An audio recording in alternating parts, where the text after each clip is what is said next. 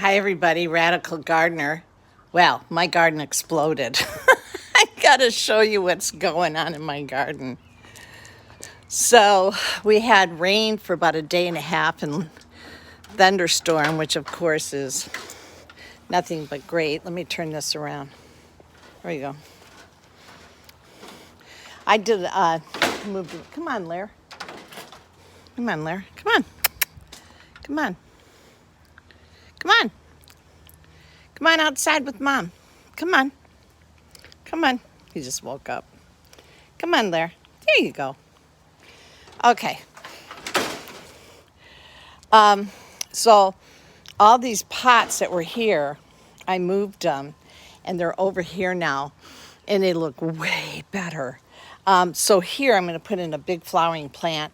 That's my office window where I sit at my desk, so that'll be a great thing to have there. It dawned on me that as I'm trying to maintain this garden, I'm 70 years old, and I can't do the upkeep like I've been able to do for the last few years. So I have to make this garden work for me. And that's what gardens are. They're really personal, and you have to make them work for you. And if you don't, you won't ever take care of them. So what I've done is, I moved all those house plants over here, and it just looks fantastic. You can see that. My pots have wildflowers in it, but I am really rethinking that, and I'll tell you why. Maintaining pots when they're not big plants like this or like my ginger or what have you, they are very difficult to maintain. You have to keep implementing the soil, keep the fertilizing coming, or the composting, whatever it is. It's a lot of work. And so I've got to, again, rethink this. So the pots are going to be fern-like plants that flower, and or cactuses that flower. So that's what I have over here. You can see how great this natural stone looks with all these grasses. So there'll be a lot more of this kind of thing. But here I have all my cactuses. Well, cactuses are nothing to maintain. So all these pots will be cactuses. And this will be like Cactus Alley, aligned pots up around, down the fence. So, but the flowers like this, like these need to be cut back, they're going to go into the ground, because then I don't really have to mess with them, other than fertilizing them or composting them, once every 2 weeks. But what I did do is I threw a bunch of wildflowers in here, and I'm sure they will come up. So that'll look really nice. But yeah, so, just again, making this garden work. I love how this looks with all the different cactuses and grasses. So that's going to continue. So the pots won't go to waste, either will the soil, and they will become cactus or ferns. Okay. I have to clean up my philodendron here. It's growing so much, I've got some yellow leaves. Look at my flower. The largest flower in the world. So, look at this. I'm standing 2 feet away, and the smell, it just almost knocks me off my feet. It's so beautiful. This is my hand. So it's like 4 times as big as my hand. Look at this thing. How beautiful is this? I moved the, what do you call it? Yikes. Anyway, the archway, I moved that over here. I'm going to put a water fountain here, and I'm going to put tropical plants on each side, and bird feeders. So this will encourage bird life. So that's what this is going to be over here, which was kind of a dead space. Okay, so get ready for this jungle. I came out here today and went, oh my gosh. And I come out almost daily. Look at this. It is looking great. You'd see back in that pot, and I have them all along the wall. That's a flowering hyacinth. Is it hyacinth or something like that? I'll put the link below. It's a flowering bean, but that is really taking off. You can see flowers are blooming. All my trees are taking off.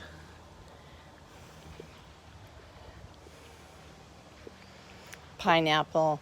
So I have, there's a loquat tree. I have another tree back here, fruit tree back there.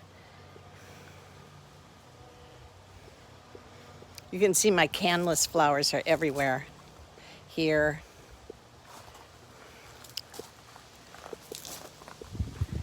I don't know, maybe have 8, 10, maybe 10 with the banana plants. I have 10 fruit trees in this small space. I believe that's mango over there. Mango, yeah, I'm pretty sure it's mango. It's a tropical fruit. Someone gave it to me, that's why I don't know really. We have another canvas, I have a canvas over here. So I've been moving pots as these banana trees start taking off. So you can see this pot needs to come forward. There's plenty of room for him. Another flowering plant that's growing. You can see how this is going to look. So I did meet with the landscaping guy to just kind of help me come and finish this off.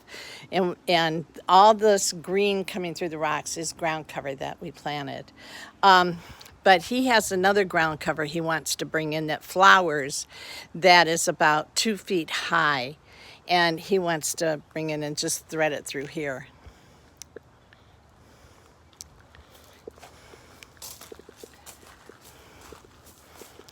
Look how beautiful this looks with all these huge plants, and again, all my beans are growing.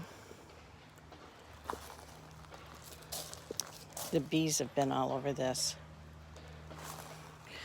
This is like a rose, and I thought, oh, it's just not gonna flower. It's almost like paper.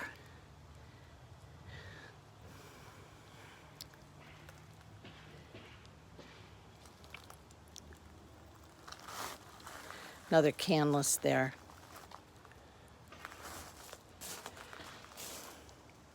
My loquat tree is going to be so cool right there. And then it was suggested by the landscape guy that I move this pot and put another tree in. So I have another thing over here that has height. So we're just thinking of another fruit tree. What I don't have is an avocado tree, and I'd really like one. Look at it. It exploded.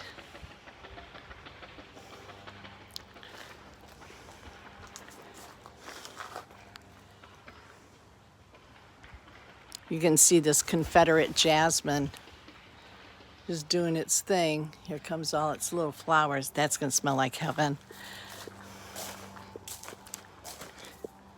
I mean, you know what? I don't have a lot more to do here. Some ground cover, some more flowers in here, and it is done.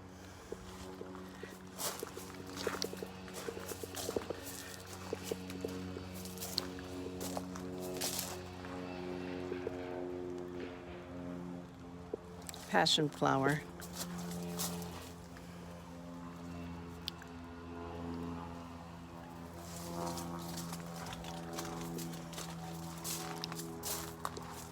This thing is just, this passion fruit is going crazy. Oh, can't wait to show you what else I've done.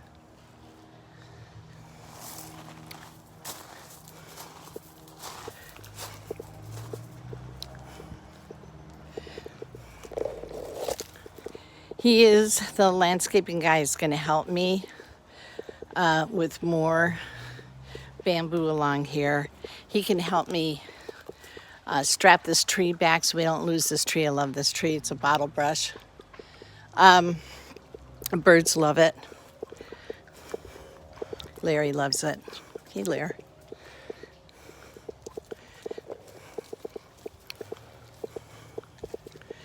My onions, they're huge.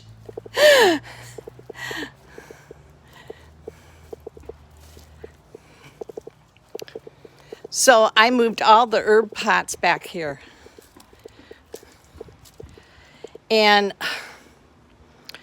the smaller ones I'm just not going to use. You know, you need sun, but the sun's so intense, so some of these herbs probably won't make it. The sage will, the rosemary will, the mint will, hope the borage will. We'll see if the parsley will. We have the chives back there in the shade, so I may move some of these pots back so where they have more shade. But we strapped those antenna towers to the side of my shed, and I've got the passion fruit climbing it. And it looks fantastic. And this looks so nice over here. And then this is, I went ahead and got some cactuses for in here. And this is basil growing from last year. Come on. Want to go in and see the cats? Look at my dragon fruit. Come on.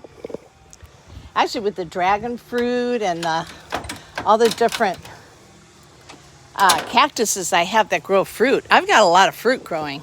Look at, I've got it on this too. So this passion fruit will climb along the top there. I'll put some hooks in.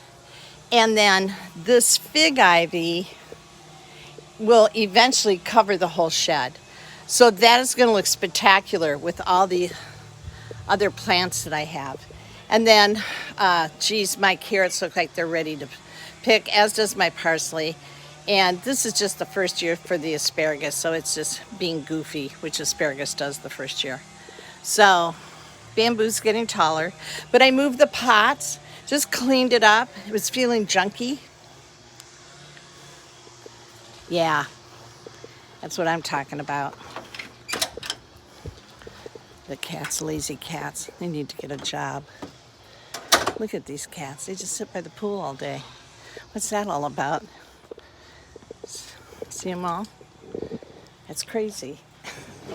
And then Larry chews on all of them. He loves to chew on the cats, which they seem to like. Animal farm. Pretty exciting. So I switched the plan a bit. What can I do? What can I keep up? What can I maintain in the harsh sun? I can tell the sun is more harsh than it was last year. So I have to accommodate that. I'm glad I got the beds that I got, the raised beds, because, I can cover some of those plants. However, I'm going to plant, see, Larry wants to chew on the cat, see. Anyway, okay, Larry, that's enough. Of course, I'm making a video. What was I saying? Oh yeah, so I'm going to plant green peppers. Those green peppers did so good last year that, oh my God, the guy I like so much. Why am I spacing? You know why? I just had a craniosacral session. Anyways, so the seeds, Pete sent me some seeds. He's out of Pennsylvania, kind of on the Pennsylvania and New York border, and he lives out in the woods. He sent me some great seeds for green peppers, and oh my God, I don't know if you remember, those green peppers were just gorgeous. And it was my first year gardening, so anything that was really showing itself, I thought, oh, I gotta grow this again. Okay, that's enough. Hey, that's enough. Come on. And I'm gonna do the okra and the eggplant. It's getting really warm. And so I'm not gonna battle with the sun and run around try and cover things. And I've got all my shade cloths. Forget it. I have a lot of prep stuff, and I don't need to grow food. This is for fresh vegetables and fruit. But I mean, I have a lot of freeze-dried stuff. And, I was dehydrating vegetables for the last 3 years. I mean, I've got all kinds of mason jars. I've got a lot of food, and it's just me. And so I have enough food for 20 years. I really do. What I don't have 20 years worth is cat food, which is, an issue for me. And as the cats pass on to the other side, I'm not getting any more cats, right? These were all strays. So, I just have to make sure I have enough money and foresight to have kitty litter, which I can go get sand if I want to. I mean, I can definitely do that.